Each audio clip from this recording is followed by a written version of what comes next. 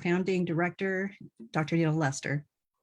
Thank you, Alicia De Mesa, our inaugural Associate Director of Project Humanities. Welcome again, and wherever you're joining us from, please share that in the chat.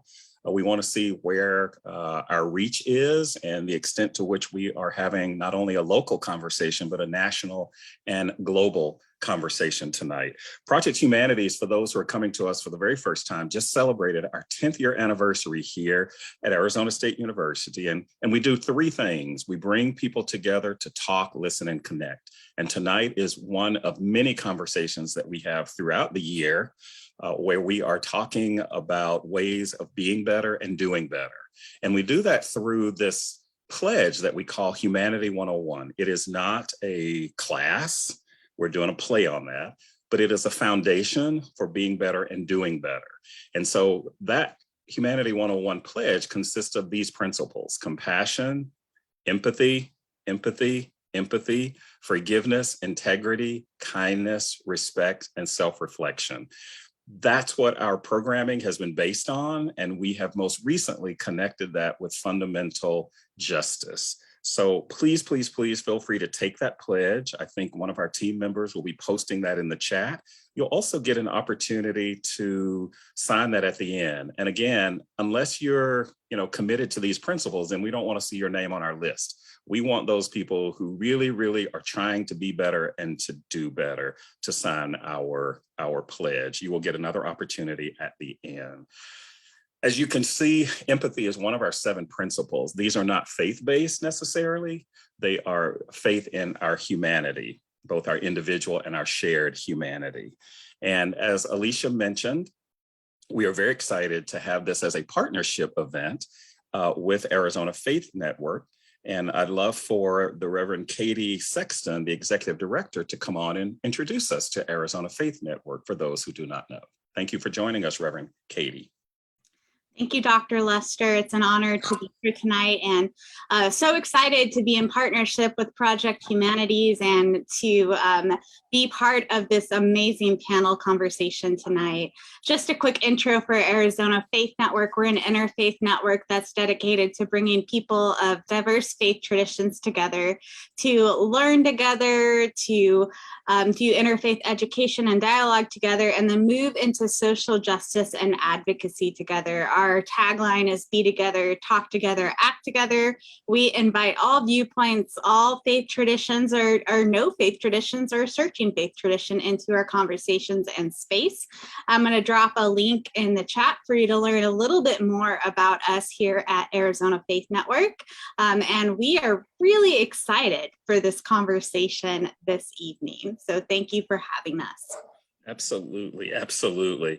Well, and for those who know, I talk a lot. I also am practicing listening, but I know when we have experts based either on research or practical lived experience or clinical experience, there are lots of people out there who can guide us, lead us, walk us through a conversation tonight about empathy. There's so many questions that many people have, and we as the team putting this together also stumbled into our own questions. And I hope that all of that will be teased out tonight and that you also will be participating in the conversation, whether you're speaking out loud or being very active in the chat.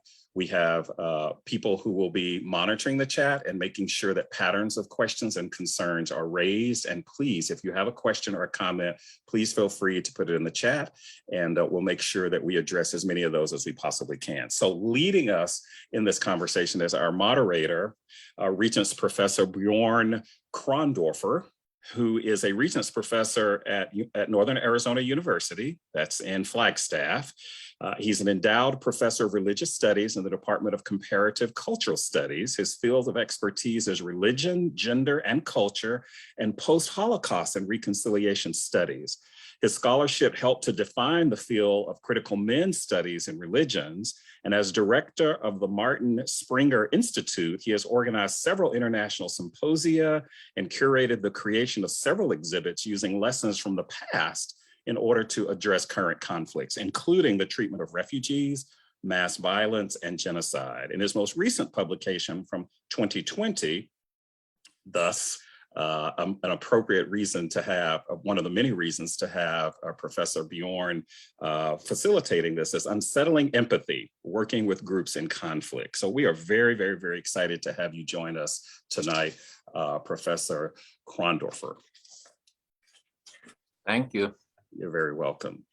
Elise Viescaz is an educator here in Arizona, in the public schools of Gilbert, Arizona, which is the place where she grew up, this district. Her work, both in and outside the classroom, is inspired by her dedication to advocating for her students.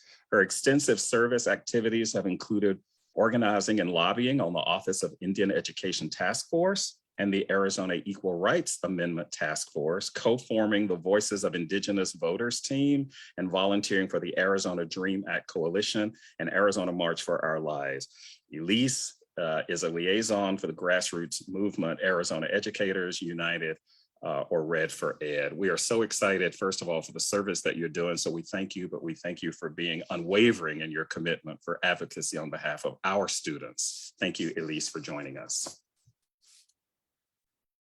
Tahil Sharma is an interfaith activist based in LA who was born to a Hindu father and a Sikh mother following Oak Creek, Wisconsin shooting of a Sikh temple in 2012. Tahil became involved in efforts for interfaith literacy and social justice and has been doing this work professionally for the past 7 years. Tahil also serves various organizations in different capacities to educate, engage, and serve various communities that promote interfaith cooperation and ethical pluralism and social and productive norms in society, including the Interfaith Youth Corps. And we want to do a special birthday shout out to Tahil, because he, like many of you, could be any place else, but the fact that you chose to be with us tonight is a gift to us. So happy birthday to you, Tahil. And last, but certainly not least, is Alexis Roan. And many of us know her as Lex, is a writer, producer, artistic theologian, and a self-proclaimed revolutionary artist devoted to exploring the power of truth when dressed in story. She is the founder of Truth Meets Story, LLC, expanding empathy one story at a time, where she tells stories on diverse platforms, on the page, the stage, the screen, the web, radio, and podcasts. She also coaches others on how to tell their stories and to create, and has curated brand-sponsored live storytelling events around the country. 20 years of experience working in both private and corporate sector, customizing workshops and branded events.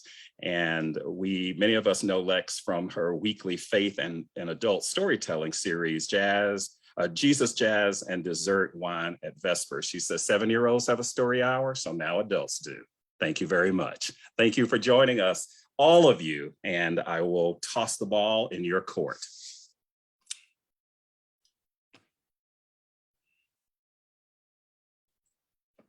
Bjorn. Thank you, everyone. Thanks for inviting us. It's really a pleasure to be a part of this combined effort of many people, especially the Project Humanities and the Arizona Faith Network. I should let know everyone who's listening in today that the four of us, the four panelists, we have never really done this together in this particular team. But I think it will be great and we will have a good time. And I hope you as listeners will be actively participating by active listening.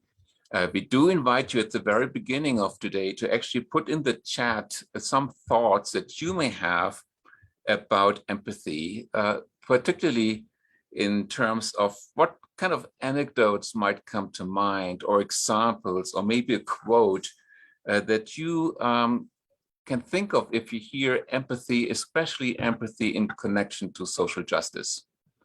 You can do this at any time during our talk and put it in the chat, and we keep an eye on this, and we might actually pick up on some of your ideas as we go along for the hour or so that we have together. It's really my pleasure to be asked to be both a moderator and every now and then also a contributor. And I hope I can juggle this role easily and with grace. I think the focus for tonight is not to look at empathy completely out of context, but to think about empathy in the context of social justice. I think it might be fair to say that empathy without social justice is perhaps a hollow category, or so individualized it might become meaningless.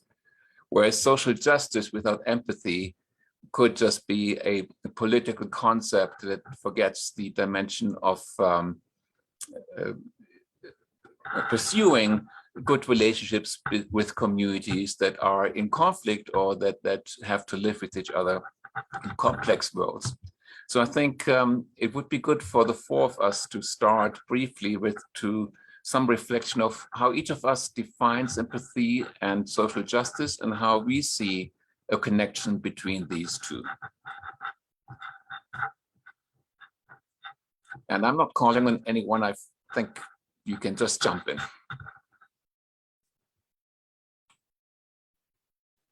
No one wants to be the first person to speak.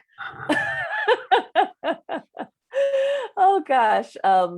So empathy for me is an emotional understanding. It's not a cerebral understanding, but really an emotional understanding. And I came to understand empathy when I was working as a recruiter for an insurance company.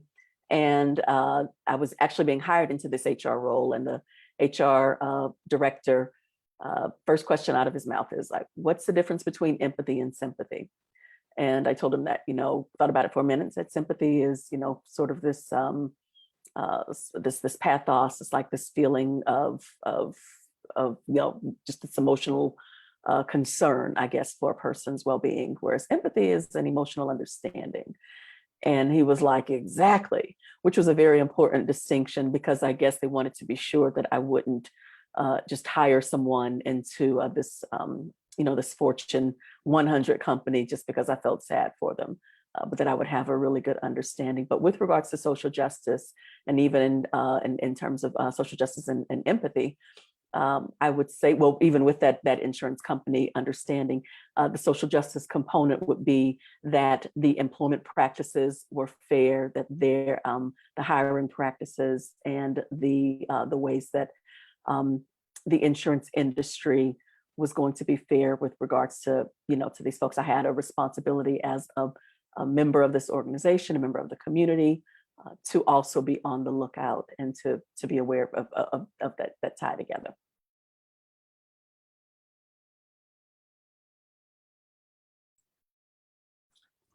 Thank you, Alexis. Tahir.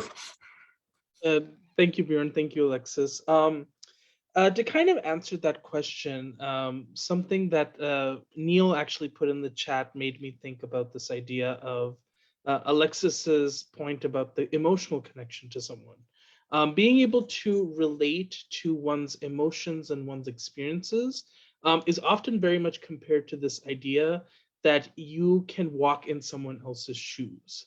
And arguably, unfortunately, that's not an easy thing to do, because a shoe made for someone else is not made for you. And what does that mean when we make that comparison? That means we falsely assume that we are going to be able to immediately understand where the other person is coming from and what they're going through. But the fact of the matter is, when you wear that person's shoes, it's going to be really uncomfortable. And that's where we begin to understand the point that Alexis actually makes about this deeper emotional connection. Where we come from is, we don't have to necessarily experience something wrong to be able to understand the fear and the suffering and the ways in which we understand we can uplift people. Which means when you are trying to learn about other communities, you're actually taking the intentional steps to understand something that you may have the privilege of never experiencing in your life. We talk about this when we understand the experience of numerous marginalized communities, when we talk about the Black experience in the United States, when we talk about undocumented community members, when we talk about Jews and Muslims who experience anti-Semitism and Islamophobia. If you can never connect with the community, how are you supposed to build empathy? Well, the fact of the matter is you can when you understand that the nature of not wanting to see other people suffer and showing up to make sure that they don't is where that relationship to empathy really finds its strong suit. The image, and I see it even in the chat, of empathy meaning to step into someone else's shoes or walk in someone else's shoes. It's always a good beginning. And yet from the very start, we already think about it as possibly a problematic image, or at least something that needs to be a little bit investigated. Say stepping into someone's shoes is one thing, but walking in someone else's shoes, I mean, the walking part to me would be really important, that you walk with someone, and someone who is different, someone who actually wears different shoes. My students, I just came from a class where that came up at NAU, Northern Arizona University. They said, isn't empathy potentially dangerous? Because it's very easy to empathize with one's own, with the people who look like me, who smell like me, who whatever, they have the same economic class, same family background. Wouldn't that just lead to cohesion within your in-group, but not necessarily to an understanding of the other? And so for me, an important dimension with empathy is that it's really other-directed. It is empathy with the other, not with one's own. Because with one's own, that is easy. With the other, that is where the challenge, and where for me, the social justice aspect actually comes in.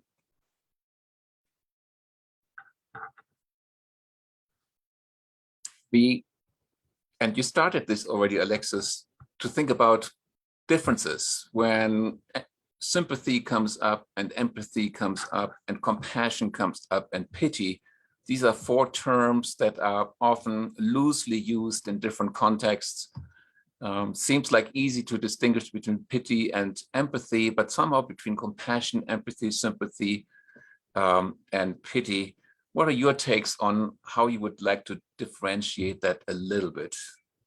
How are these different from each other?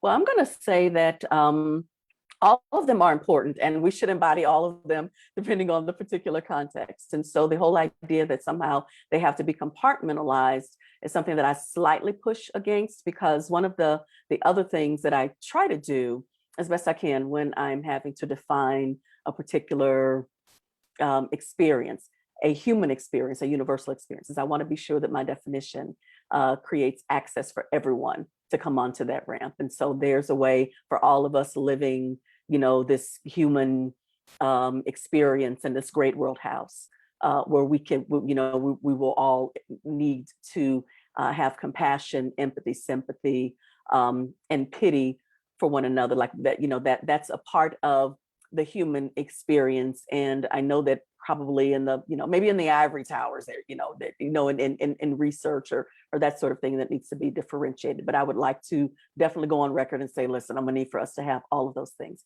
And I'm connecting that to a story that author Anne Lamott tells in her book, Traveling Mercies, where she's worshiping at a church in San Francisco, and it's a really diverse population. Some people have money, a lot of people don't. Some people are gay, and some of the gay members, there's one guy in particular who is clearly very ill, and he has boils on his skin, but he's always in church. And she tells a story about this religious woman who would scoot over away from him whenever he would come and sit on her pew. But one day he was having a particularly rough time. And she goes over to him and she actually helps him up. She puts her arm around him. And it's such a beautiful image. It's such a beautiful experience. And I'm going to say in that moment, she is feeling all of the things because here is a person who is within her reach, who can be loved and made to feel better in that moment just by having her show compassion or pity or kindness or just presence and reaching out and touching it. So I'm gonna say, if we can just kind of have all of them, I think we're gonna have a really great experience in the Great World House. Thank you. Beautiful example. And Elise, I bet you have seen similar examples of whatever we call it in the classroom, in the teaching environment. Yes. Well, and I appreciate, I think it was Neil in the chat was like, feel free to speak as well, Elise. So I appreciate the encouragement. I think it's a teacher in me that like, you know, I know how to like be called on or call others. So it's a little foreign to jump in. So I'm going to take my turn. But I really appreciate it, Alexis. Thank you for pointing out that pity, sympathy, empathy, like, you know, compartmentalizing them may, you know, kind of create this like false perception that there's a hierarchy to them, or that they're not all useful in their own ways. So I really appreciated that. And I think for me, pity and sympathy are ways in which we feel, maybe express or demonstrate sorrow for someone else. And, you know, it can oftentimes come from this well-intended place. So I can see where, you know, demonstrating that, expressing that to someone else is useful. For me, however, if we don't also practice empathy for others, then I believe we can drive disconnect, because for me, at least, empathy, it's really empathy that can truly affirm others and help empower others. When someone feels sorry for me, they can center their feelings about me and then, you know, carry on. And in those cases, my burden remains mine and mine alone to carry. However, when someone feels empathy for me, they seek to listen and to center my feelings, my experience. And then in that, you know, circumstance, I can feel connected and affirmed. And so that, you know, work towards greater care, in my opinion, is not possible without justice, you know, as we said earlier. So for me, true care is action oriented, because it seeks to really truly help others, not to be seen as helpful or to operate in a way where you get to feel helpful, but instead to actually be helpful in a way that the other person or the group or the community needs. And so that's what comes to my mind when I think of those different aspects: pity, sympathy, empathy. I do like how we say that each of these terms that are slightly different may be good at a certain moment. But with Elise, I also think that the big difference for me in empathy is that it is really directed at the other, to understand the other in ways that actually can make you quite uncomfortable. That feeling of discomfort, I think, is strongest if we practice empathy. It doesn't necessarily have to be there when there's pity or I feel sorry for you, but that we are challenged by the other's presence and stay with that person. To me, that then leads actually to a potential of an action that is, for me, the social justice perspective, that other directedness. And I think, you know, we see this in religion, we see this in interreligious dialogue, we see this in education, we see this in day-to-day living situations, and sometimes it just happens right in front of our eyes in you know, maybe in the line when we go shopping and someone pays someone else's bill, you know, as it sometimes happens. When we had a discussion, the four of us, last week, we also thought about whether empathy is something that we're all born with, or is it something that needs to be trained? Is it something that can be learned? Is it something that we learn as we practice it? What is your thinking? What is your experience on that issue? Or simply, do we have it? Either we have it or we don't, or can we actually practice this and nurture it?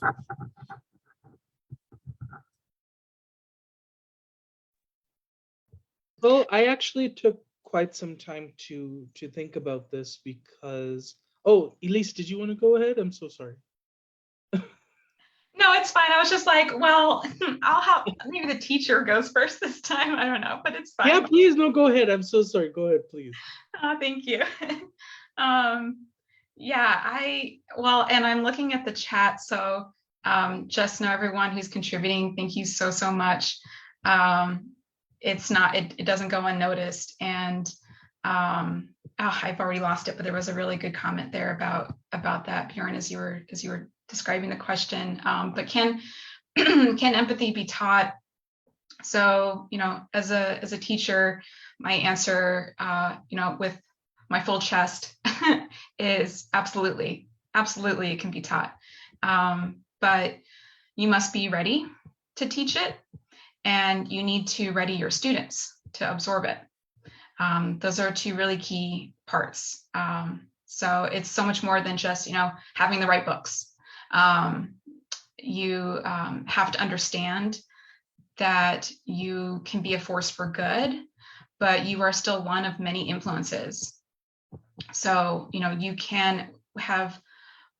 can be ready and have all the resources at the ready, and you're still just going to be one influence in their lives, right? And so if we, I'm going to speak as a teacher, thinking of like how I see this happen in school communities. If we don't have a diversity of teachers who know how to responsibly share knowledge and also uplift, marginalized voices in whatever they teach, every subject matter, it matters, right? So in whatever they teach, if we don't have that type of staff at each school, then we may have educators who are, unfortunately ill-equipped to teach empathy. And I often tell my students that, what I love most about teaching is learning. I'm always learning, and especially from them, from my students. And so, they come to my classroom at the start, the beginning of the year, and a lot of them come, kind of like they don't have the practices or models in their lives to know how to be uncomfortable and challenged, because in my opinion, you need to have those skills. You need to be able to know how to be uncomfortable and to be challenged in order to keep an open mind to learning and growing.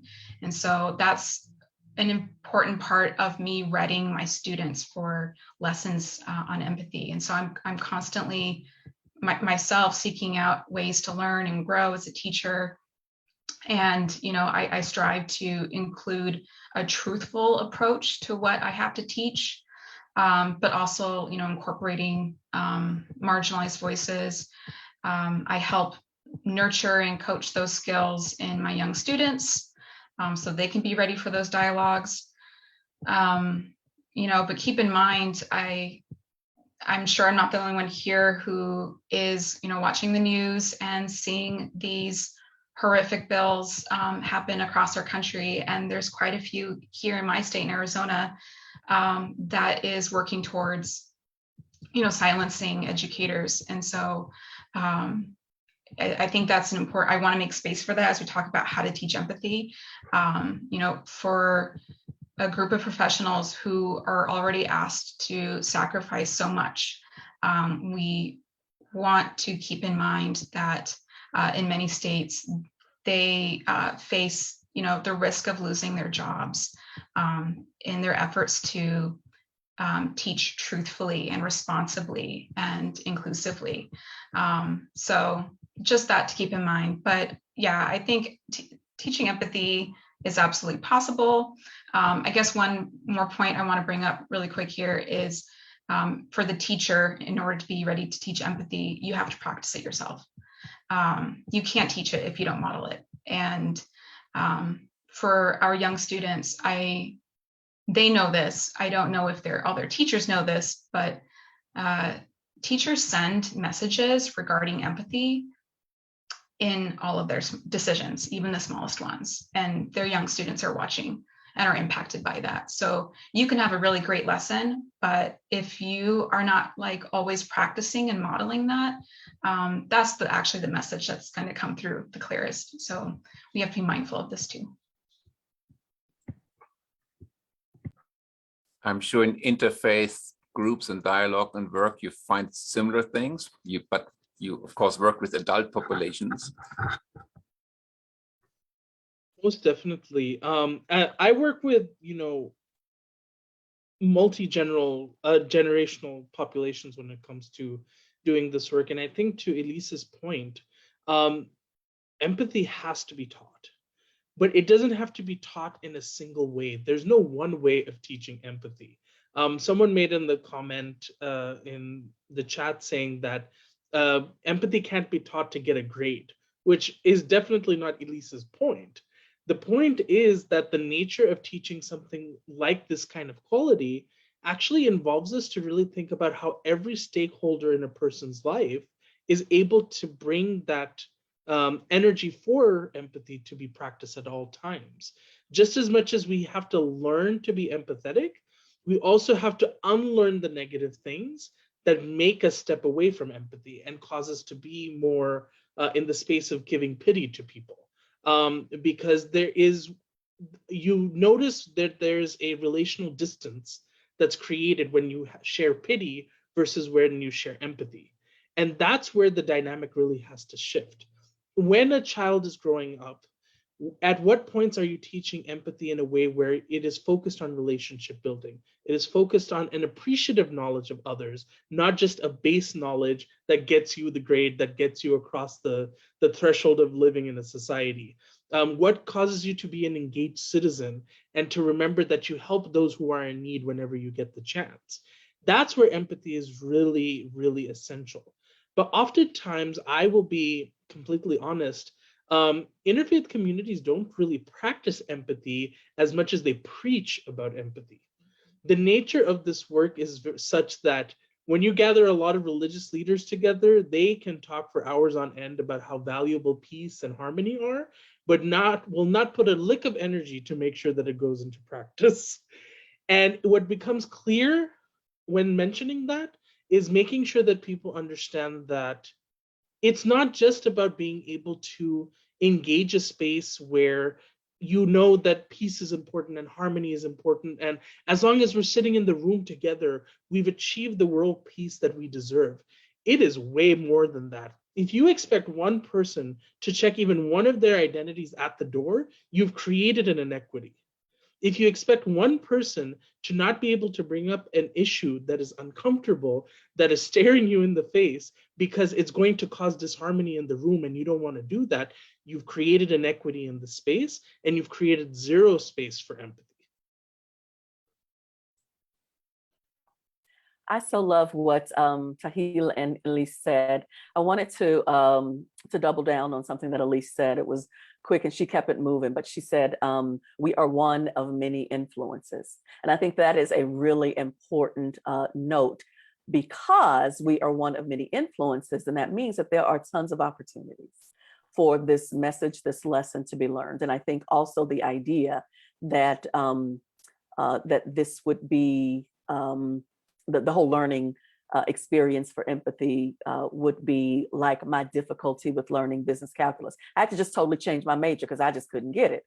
And my mother loves to tell the story about how I kept flunking it and, almost flunked out of college until I just changed my major. But anyway, that's a whole nother story. My point is there are so many different ways and so many different influences for learning that.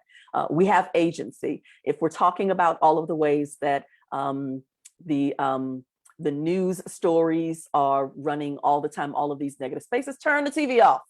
I have not watched broadcast media in over 20 years. I did not like how it made me feel. I think having the idea or letting people know that they have agency and they can make these kinds of choices goes a long way towards being the kind of person where you can show up and do all of the right things, including being empathetic and putting your energy to the right thing. The other thing that recognizing that we are one of many influences does is it alleviates the burden of thinking that if we don't get it right, then somehow it doesn't happen. Or if they are not in a position or space to learn it or receive it, then somehow all is lost. I am a big fan of the mystery of the future. I believe a lot of times the answer with the most integrity is I don't know. But what I do know is that if we show up with the intentions of being all that we need to be in this space, in this place, in every moment, then I think that we're doing way more to aid in promoting, teaching, and helping everyone to learn empathy than having it written out in a lesson plan. I think we're doing all of the right things if we trust the mystery of all of the influences, and not all of them are bad. And the ones that there are bad, a good number of them we have, we can tune them out, we can turn them off, we can mute those mics. So let's take agency. Thank you. I actually fear the moment that someone comes up with a PowerPoint presentation. Here are the steps towards empathy, and you check them, and then you think you've learned them if you have a good response. And I'm saying this because empathy, to me, it develops or is nurtured or gets challenged, not in places where we all agree on something, but in places where there's actually strong disagreement. And that's when empathy is the most needed and also the most difficult to really practice and model. I'm working for the last 10 years with Palestinians and Israelis as one conflict between two people that seems not solvable at the time, and yet to somehow get them to see the possibility that the other side might be partially correct in their experience and their assumptions. You can never say like you have to switch sides in order to be empathetic. You can stay still true to yourself while also allowing the possibility that there is truth on the other side.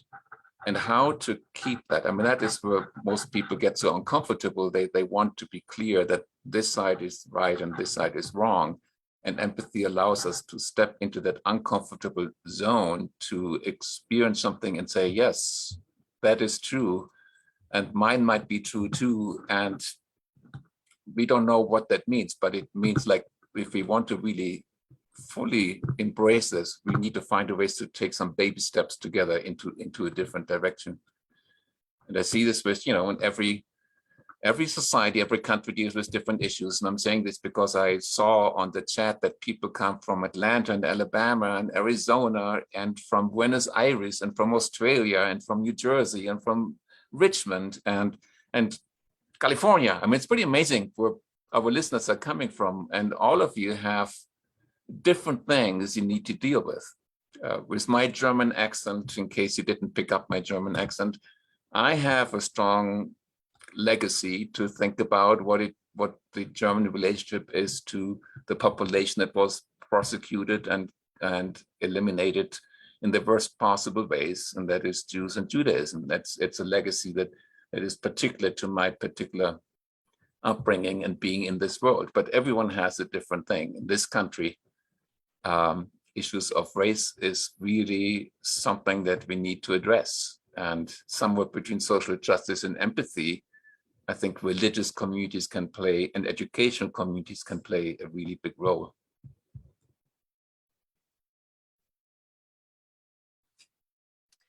I think part of the thank you for that. While that there was a lot that that you just said there, Dr. Jordan, it was in terms of what the religious communities can do. I think that it's important to recognize that faith communities have been showing up pretty much throughout, like through all of the like just throughout history. I want to say that while there are a lot of crazy things that have happened, there have also been people who are moved by their faith to do amazing things. There's actually a weekly Bible study that meets in Arizona, in Phoenix. It's called the Mystic Activist Bible Study. And what they do is they study the lives of people who were just moved by their faith to do amazing things. Rabbi Abraham Joshua Heschel, he's one of the mystic activists. Dr. Howard Thurman, Ida B. Wells, Catherine of Siena. There are, there's so many different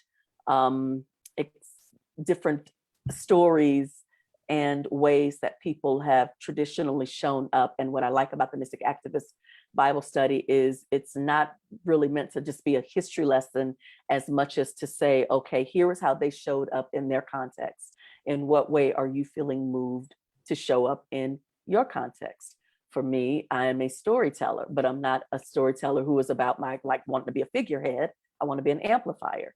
And so the way that I am showing up in my context to promote empathy, which is understanding my whole practice is about the power of how telling a story promotes empathy and ultimately a more compassionate world, one story at a time, but also how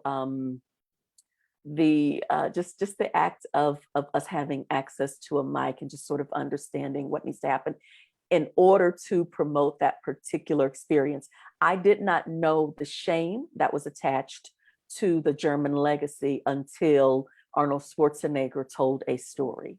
And he told a story about his uncles and his fathers and the grandfathers. And he talked very just straight no chaser about the shame that they bore and how he did not, it was a warning about what was happening in this country. And I think the story came out in like 2016. It's like a 3-minute recording and it was extremely powerful. So I don't know, I think that one of the things I just want to say is that the faith community does show up, but what seems to also show up is the story that none of us are doing enough.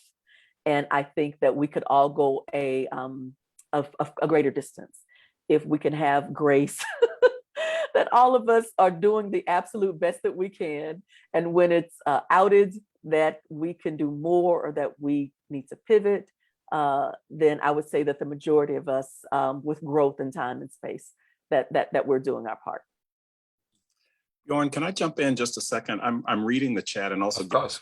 messages. And one of my former students and now colleague, Dr. Dana Harmon, raised the question, and her supervisee, is there something about the format tonight that potentially interrupts empathy if we can't see people?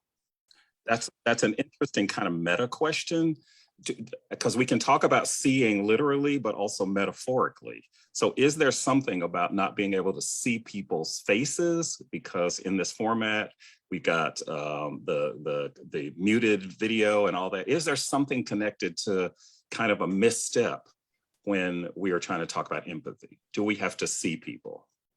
I hope I phrased that appropriately, Dr. Harmon and your mentee. Before we get into exhaustion. Sure, it there is no secret that Zoom is a second best to being in person, whether we see each other on Zoom or not. It's another question too, but if I really, I pretty much feel very strongly that if I truly want to think about nurturing and teaching and practicing empathy, there needs to be social contact. And seeing each other is the most minimal, but actually being in the same room is ideal. There's so much that we are missing by not being able to do this during these times. And as you all know, on the other hand, we have people from Australia with us today. At this point, we can't undo the way how it's technically set up for tonight, but it's definitely a point for the two organizing networks to think about whether it's an option for future conversations. Well, and particularly in a conversation about empathy. Elise, you were going to comment? Yeah, I think that's a great point. And, as someone who's spent quite a bit of time teaching online every day, all day to teenagers, when up until this pandemic, right, that was not our experience as school communities. Yes, if this feels unnatural or it feels like it impedes connection, that's because it does.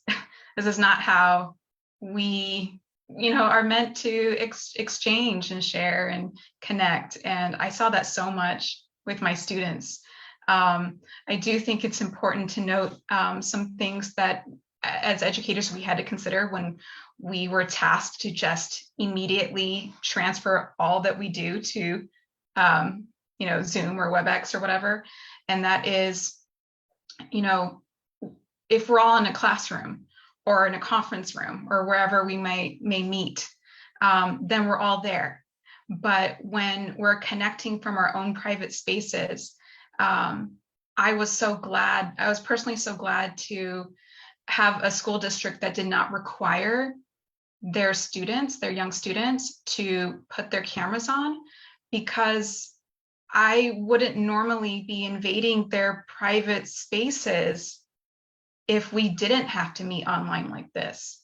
So I think it absolutely is. I agree that it feels unnatural, but also having everyone's videos on may not be comfortable for everyone either. So I agree the option should be there.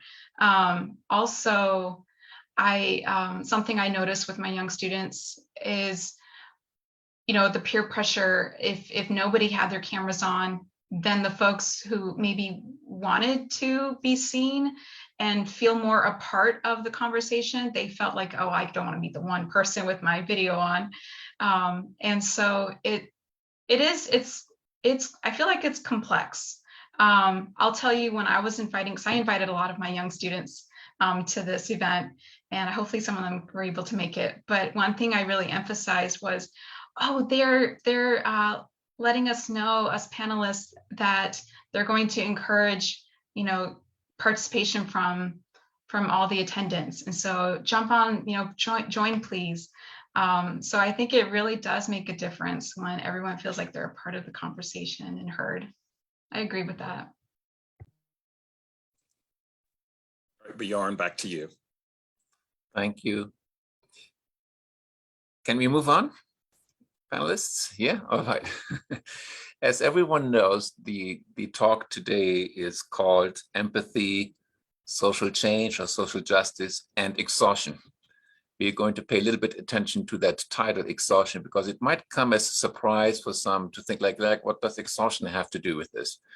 Empathy is affirmative, it gives you energy, it's whatever you may think about it. But there's also a sense that if we overextend our own social justice work, or extend even our ability to empathize, because you can't empathize every moment of the day with everyone who needs it. No one is capable of doing this.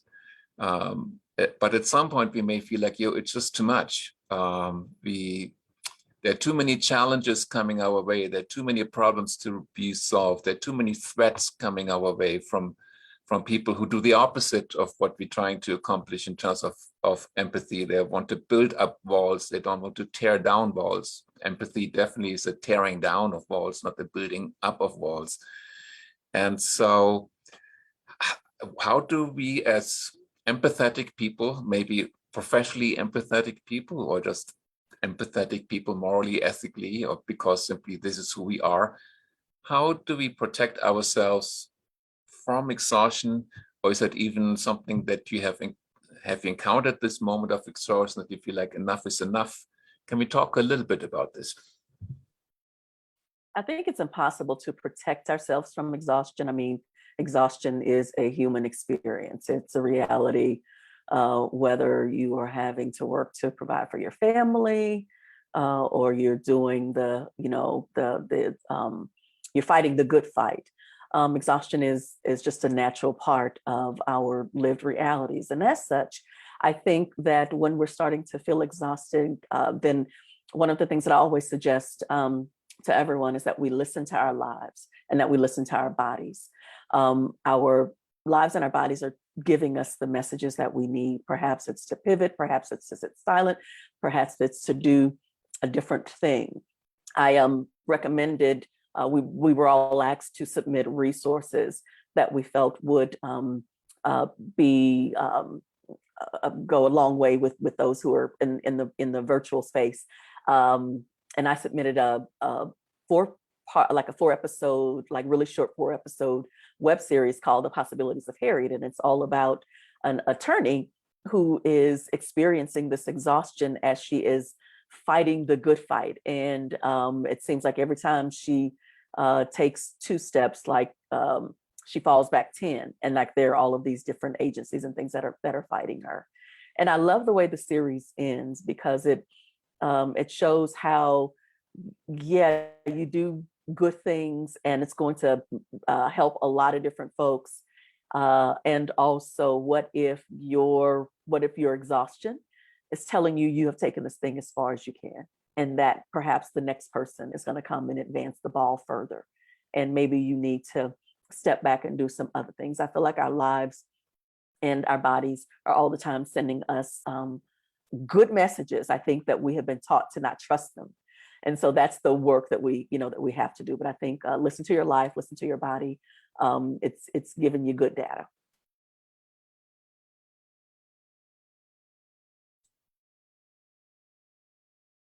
It would be pretty hypocritical for me to offer any kind of resolution to exhaustion after I just shared that I've been on events all day today during my 30th birthday. So I know that hypocrisy is staring me in the face. But I think to a point that someone actually just made in the chat, Alexis's point about addressing the idea of exhaustion and being able to recover from it is a very human experience. It's something that we incur when when the times get tough, and when we know that we are doing so much that it is hard to keep up. And unfortunately, that is also complemented by a fact that there are systems of injustice and oppression that are in play that make the exhaustion more frequent and make the relief more inadequate, because we don't have enough resources to recover, to be able to get away from exhaustion, only to then get steeped back into the cycle of exhaustion. So what often has to happen is we have to learn where we have to draw those lines and boundaries. And I can definitely say that this took a lot of learning that came from my friends and colleagues, that came from my supervisor at my job, that came from folks who were going through the same experiences as I was, of always feeling like they were inundated with tasks. And if the tasks don't get done, which are always complemented by this false urgency, that things will just not work out, that the consequences will be endless. And I think for many of us, it is hard to heal when there is no time for you to heal, and that you keep incurring all of this pain that comes from being rushed, that comes from being inundated, that comes with having to do all of the things that need you to feel like you've done something effective, that you've done something that completes your task, as if you're not already doing enough and the world's already in a very difficult place. You always have to feel like you do something, or else you've already lost the game, you've already failed. And that's where we need to all learn to take a step back and say, if we lose what we're worth in the name of just trying to be the most self-righteous people in the world, we will not get far. And so as one of my colleagues, Dom, has created a space for queer and trans people of color, they've named their organization Rest for Resistance. That's a very important thing that we have to address here. How do we know to take care of ourselves and our communities as a practice of justice and of social change? That has to be very complementary to the work of empathy, because if you don't even offer empathy to ourselves sometimes, it can be very hard to bridge the gaps in between to others. Can I follow up to you with a question for you as an empathetic social activist in interfaith activities? Where do you turn to when you have this moment of exhaustion? Do you turn to sacred texts, or to a practice, or to people? What is like your go-to place? Thank you for that question, Bjorn. I turn to a couple of different places. First is actually scripture. I consider myself someone who likes to think of the generations past who have reflected on probably these forms of exhaustion in different ways. And I don't just refer to my own religious texts as a Hindu and a Sikh. I actually refer to other religious texts as well, of those reminders of what we see as our purpose in the world. The Quran actually refers to something that I kind of repeat to myself sometimes, and it's a very short quote, and it says, "After hardship, there is ease. After hardship, there is ease." That is such a profound thing for me to repeat to myself when I'm in the middle of doing so many different things, and reminding myself that I also have to be a responsible adult outside of my professional life, means that I do have a space to be able to take a step and say, aha, when I get this done, I need to remind myself to take a pause. When things have not worked out, it is okay, mistakes happen, and things are never going to be perfect. If someone asks me a question, I am allowed to say I don't know, which is something that was also reflected on in the comments. So for me, scripture plays a very important role that way, because I need to remember where my roots are as a deeply religious person, while at the same time, in this bridging between communities, how I can help others explore this idea of social change and joy. So as much as I turn to sacred texts, I also turn to laughter.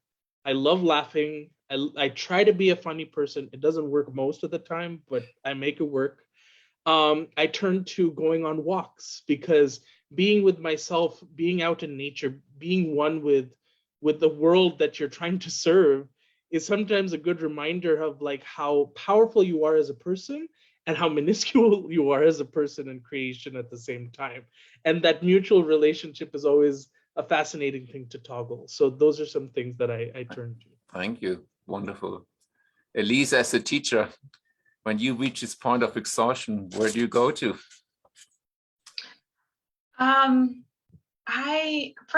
Thank you, Bjorn. I first have to just thank both Alexis and Tahil for their words, because they both separately just touched my heart and got me all emotional. I think, all the different parts of me like just really needed to hear that, because listening to your body and the fact that there doesn't feel like there's time to heal and rest. Boy, relatable.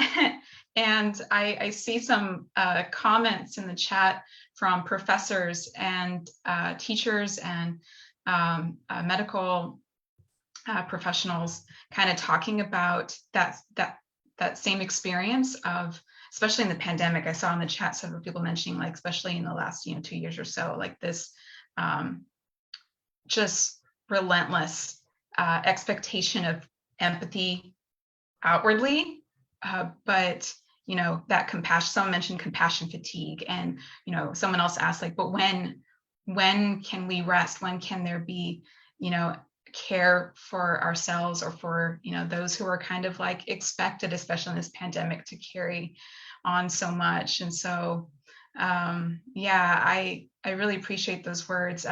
For me, since real empathy is a mindful and action-based practice, that requires you to reach out with heart and head to center someone else. It can be very exhausting. And Tahil mentioned systemic barriers, and that's what came to my mind with this question was, we're not all operating from the same place. And so, that exhaustion is going to be varied in experience for each person, especially if that person isn't coming from a place of safety and security.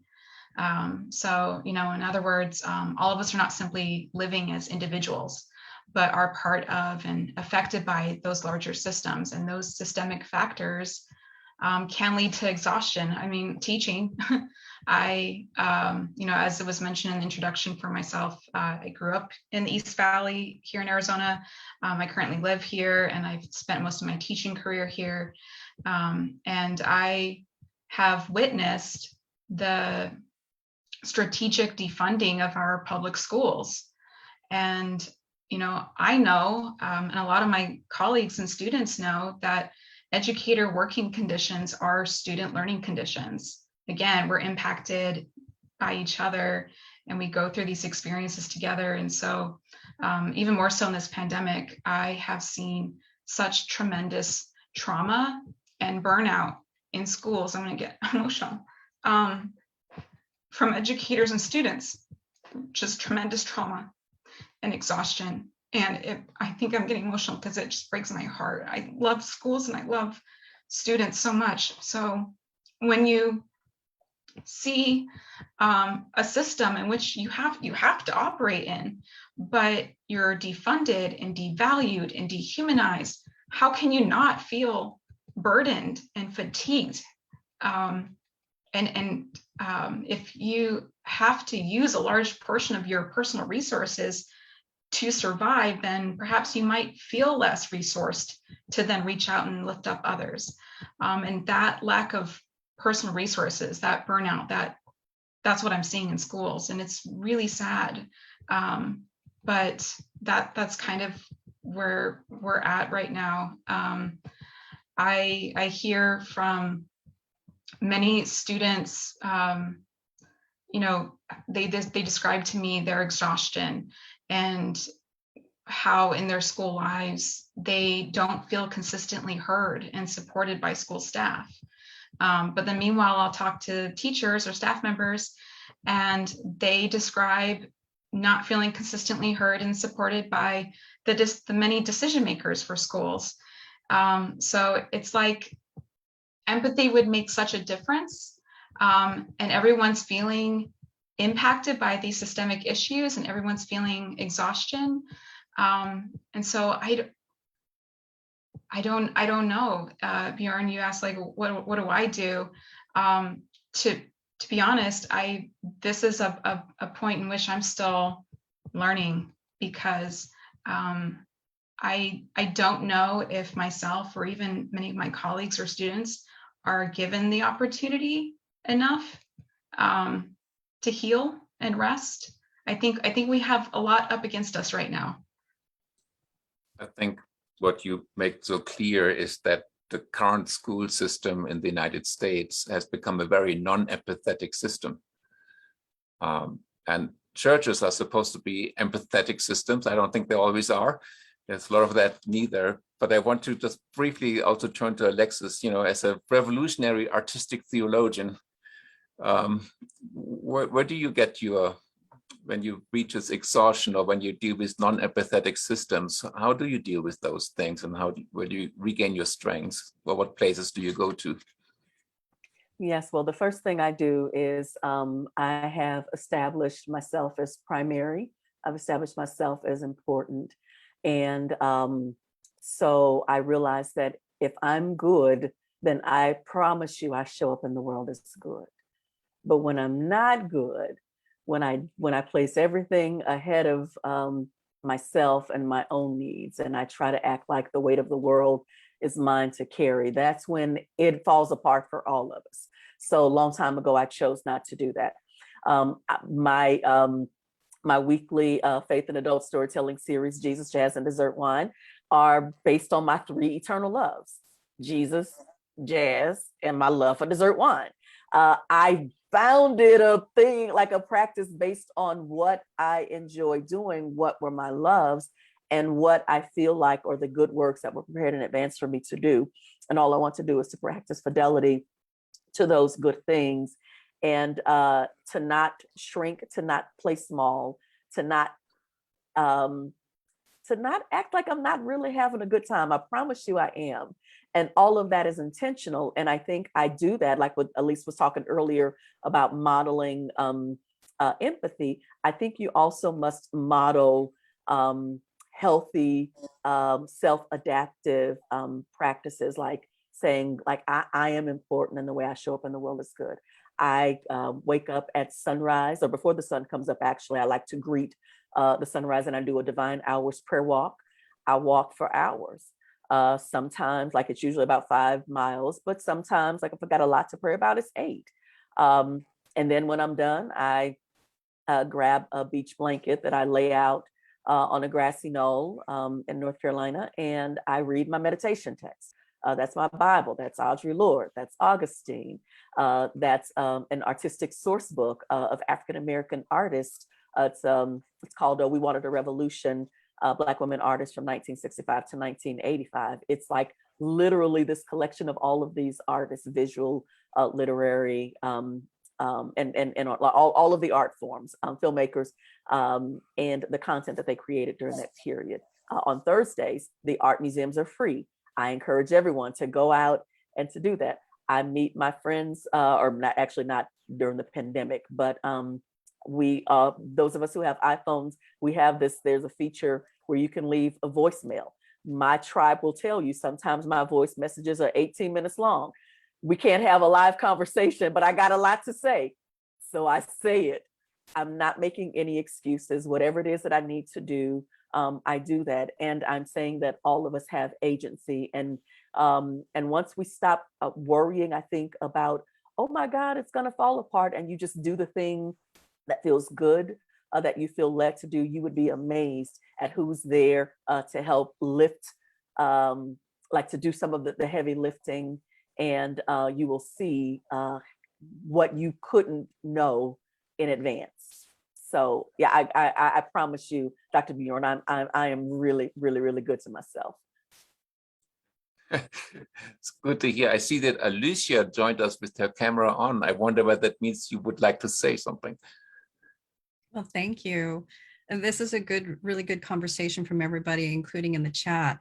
And so one of the things that I wanted to bring out into this conversation is looking at, I think somebody actually had noted in the chat about how, empathy itself and all the derivations, pity, sympathy, compassion even, do have their spiritual roots, right, in different places. And it really is academics who have taken that, massaged that. Here's the new evolved meaning of what all that means.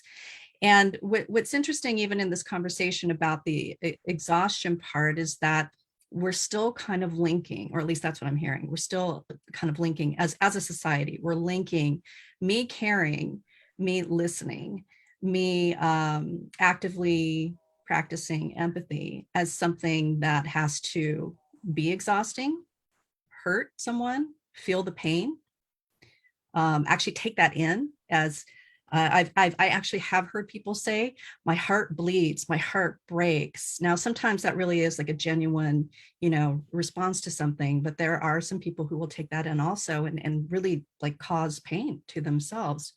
And so what's interesting to me is that from other perspectives, such as to indigenous perspectives, from Tibetan Buddhist perspectives, empathy is kind of like this superpower that's always on. It's natural within us. And children naturally have it, back to the whole conversation about learning or can it be learned or not? We have it. I think a lot of us have unlearned it. So now the question is, how do you get that back? So I happen to be a storytelling teacher at the School of Sustainability at ASU. And there is a researcher named Dr. Paul Zak who did a lot of research that's called the empathy molecule. And one of the things that he was exploring is, is empathy actually something we practice, or is it a biochemical reaction to actually hearing narrative, to actually hearing people's stories? And I believe somebody commented that there's been a lot of research about, we have this stories as a way, especially fictional stories, as a way to try to practice some of that empathy. And so I think it's really interesting because when we talk about stories and hearing people's stories, kind of going back to that sympathy and empathy. Sympathy is the I hear it, but I'm kind of putting this us and them thing where I'm above it or I'm going to walk away from it. And empathy is the willingness to actually listen to all of that. So in the exhaustion realm of it, are we really exhausted from the empathy part of all this, of being empathetic? Or is it that we're taking too much on? We're not paying attention to those body cues. We're not paying attention to our emotional states. We're not saying, I care, I'm listening, and this is the limit of what I can do right at this moment. So I just want to bring that out, into the conversation. I'd love to hear more from the panelists also. Thank you so much. And also bringing in yet another religious perspective that is more a meditative one, or has meditative roots, and to think about it in this way. Well, I'm wondering, are we saying with that question that that exhaustion is unnecessary, or that it's possible to do life or do the work without experiencing exhaustion? Is that kind of what we're positing? Well, I thought we would actually maybe take it one step further, and maybe in two directions for the about 15 minutes we have left.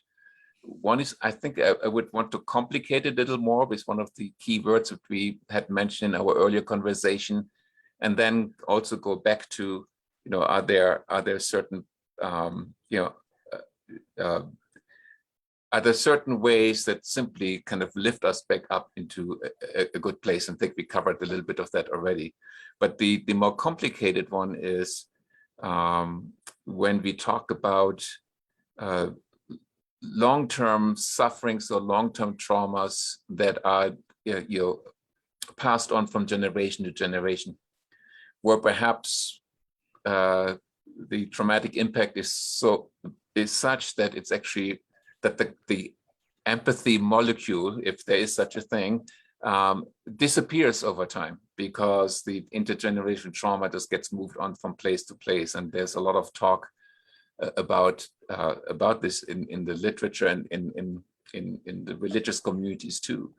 How do we, as practitioners, as educators, as religious people, as talk hosts, how do we address something that is so deeply embedded in society that we're not born into an innocent place? We're already born into a conflicted space where empathy, again, almost is built in as not being able to be developed, this non-empathetic environment. Any thoughts on how with empathy we can have a little bit of a counter to this long, over generation lasting injustices that actually find themselves even in our bodies before we're even born? Well, I literally just a few days ago was in a 25-acre farm. I was on a 25-acre ranch at a glamping, this cabin on the lake. And, with that stillness, I woke up and then I had been listening to, I'm on this epic road trip, it's finally coming to an end tomorrow. And I've been, this most recent book on tape was The Souls of Black Folk by W.E.B. Du Bois. And he was, it's both history text, it's philosophy text, it's ethnography. It is a very dense but very important book. And so in listening to that book, I began to think about all of the ways that, my ancestors and particularly the ancestors of my family, the kinds of things that they experienced, but also what was left. And so I'm on this 25-acre ranch that my friend and his wife have purchased, and they have a mortgage. Well, my family also owns land, and the only thing we have to pay on that land is taxes. Every year we have to pay the taxes on the land, and the land is like lakefront. And there are all of these different ideas that I was coming up with, but I began to think about all of the folks that were trying to take the land from us, that were waiting for us to be negligent on the taxes.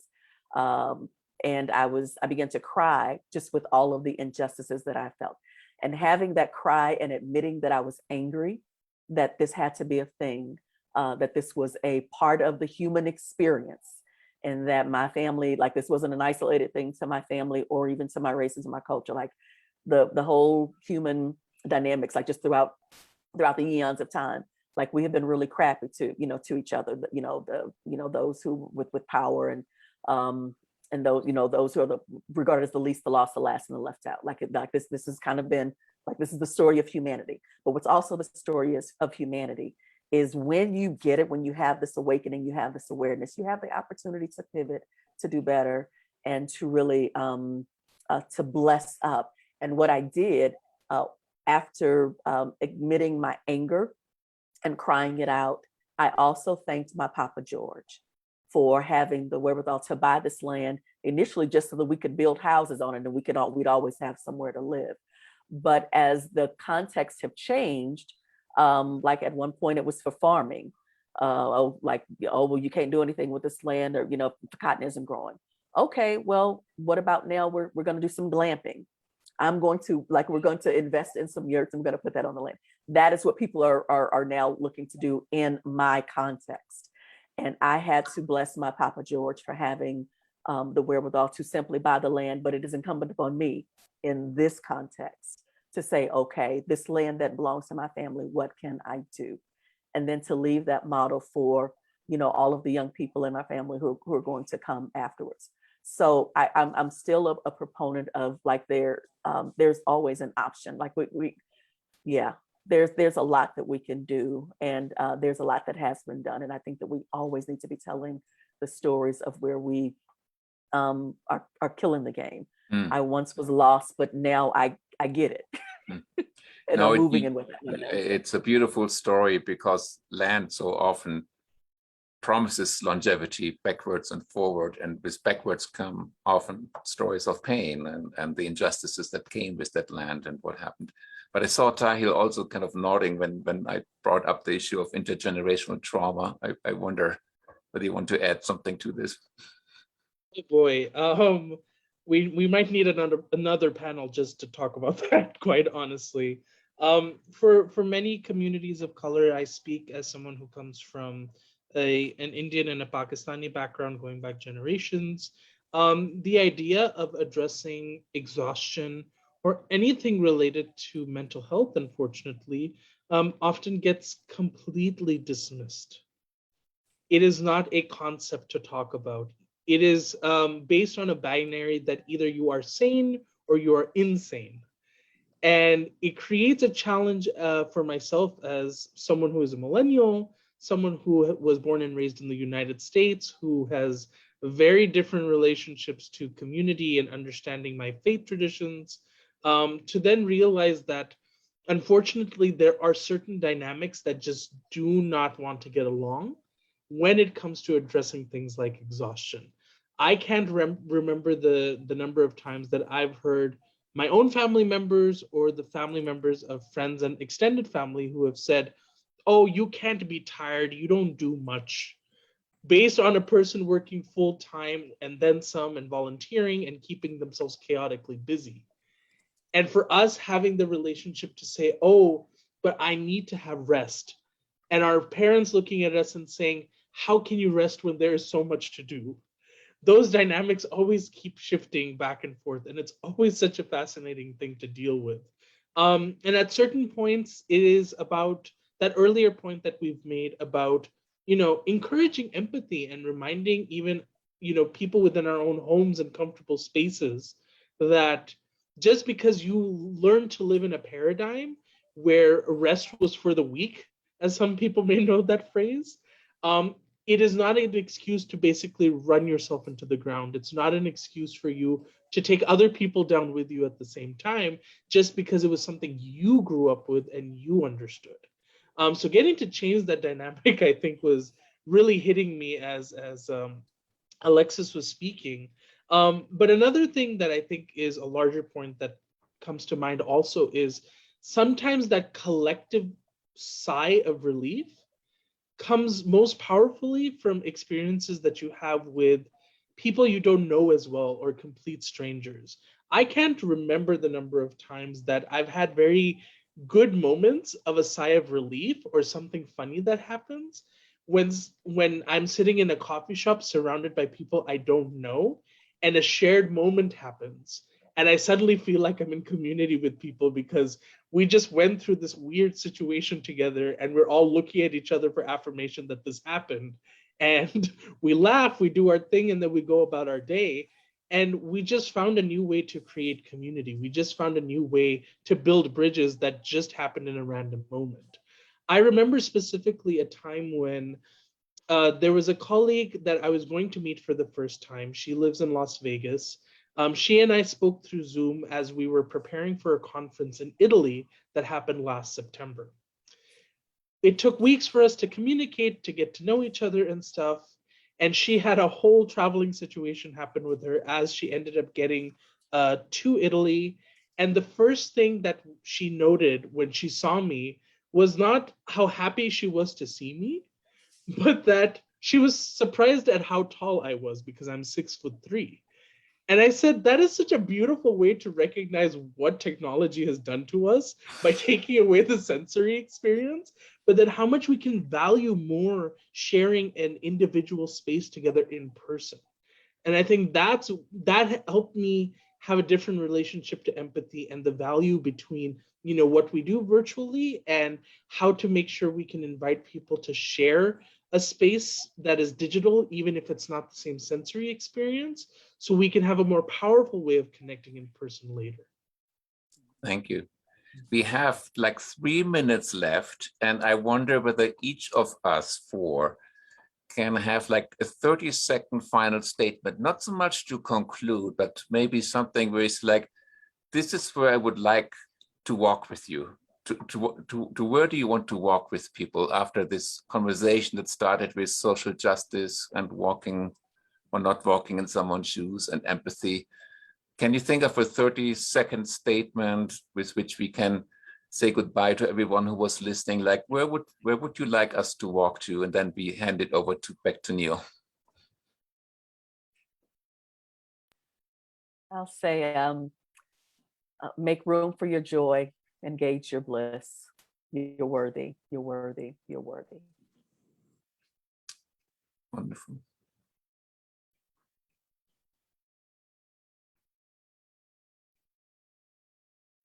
I think I want to invite people. Elise is about to. Go ahead, Elise. I didn't see you. I know how to jump in, y'all. I know how to take turns, okay? Please jump in. We're going into the last few minutes now. Jump in quickly.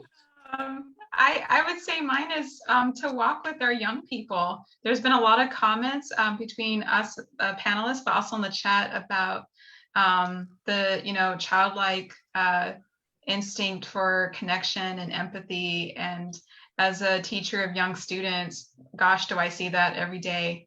And so I don't know if in these spaces we've addressed today, do we often ask ourselves, are we including young people and their voices in those spaces? Because they very much have an experience and a story to tell that's just as valid and important as any of us as adults, and particularly so when we're discussing empathy.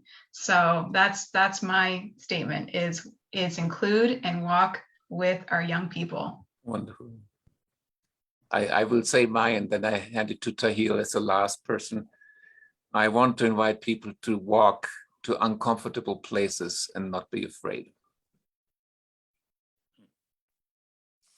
I'd like to invite people to walk through all of these journeys and then take a sit down at the bench, take a breath, speak to the people that you're walking with, because you have a long path ahead of you, but that doesn't mean you shouldn't take a rest. Okay. Well, those are wonderful, wonderful words. I do want to, first of all, thank you all for engaging us thoughtfully. The chat was just blowing up in good ways, and we will digest the chat and have that as part of our resources. And if you have additional ones, but I appreciate the engagement. We started this conversation because we didn't know the answer to it. And I invite everybody to consider, which is something that I've gleaned from this too, if in fact empathy is the source of the exhaustion.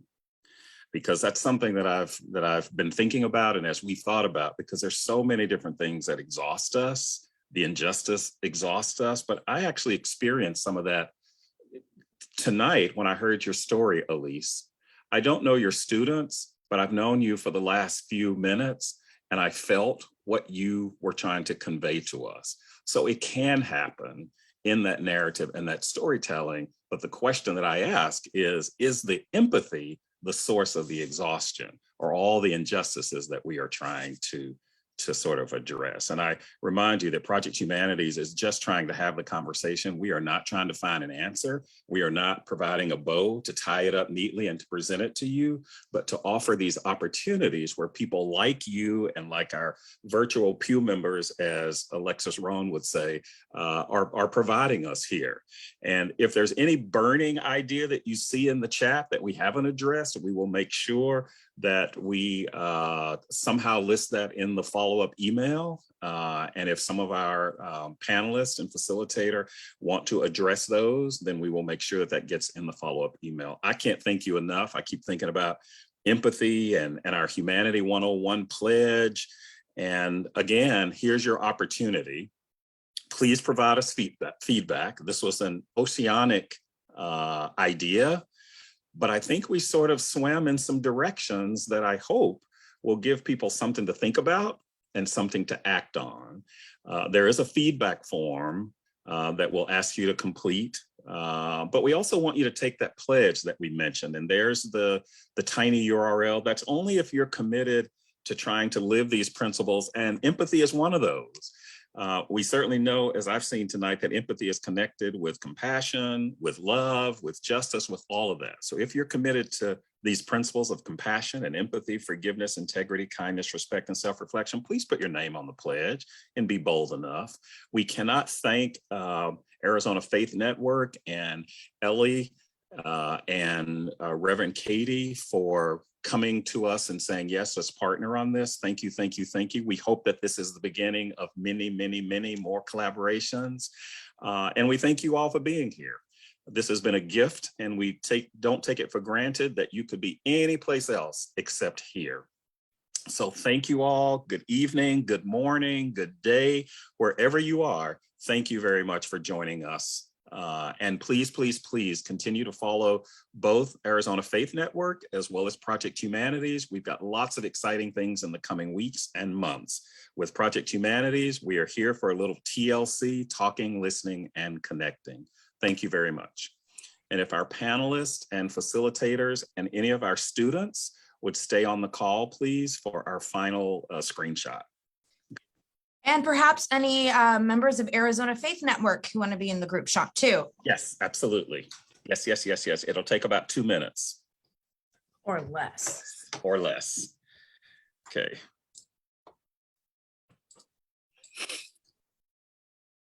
Okay.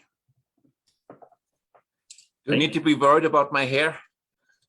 Yeah, it's a little bit out of place there, Bjorn. Can you comb it to the side a little bit? Okay. Oh, there we go.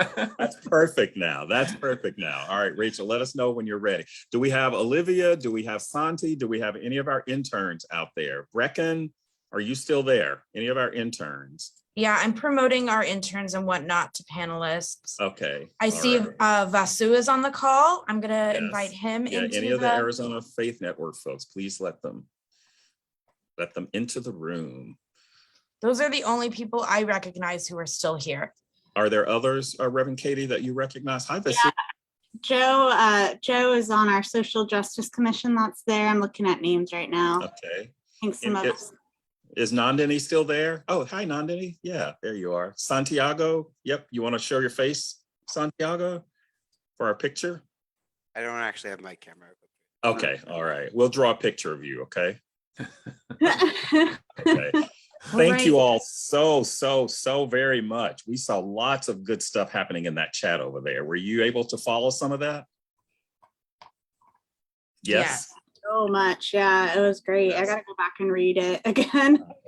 Okay. Yeah, you told us to not be doing both and forth, so I was like, okay. I'm Yes, not gonna yes, read the yes, chat yes. till later. Well, we'll make sure that you get a copy of the chat, and we'll also we'll comb the chat and pull out some of those resources so that people will, because we know it goes by pretty. I've got people in my family said I can't do both. I can't be in this and read the chat. Can't do that. Anyway, tell us when you're ready, Rachel. Yeah, so everyone, just go ahead and look at your camera real quick and smile. Thank you. You survived through this night and we did great. All right, so 1, 2, 3. Aw, beautiful. Thank you, everyone. Yes, yes, yes. Good evening, good evening, good evening. Thank you all. And again, stay tuned. We love the collaboration and it gave us a lot to think about. So I'm tired, but I'm not tired from empathy. I'm tired because it's been a long day. Happy birthday. Thank you. All right. Yes, happy Thank you. birthday. Thank you. Thank you so much. Thank you. Back at you, Elise. Back at you. All right. All right. Bye-bye. Bye, everyone. Thank Bye. you. Take care. Bye.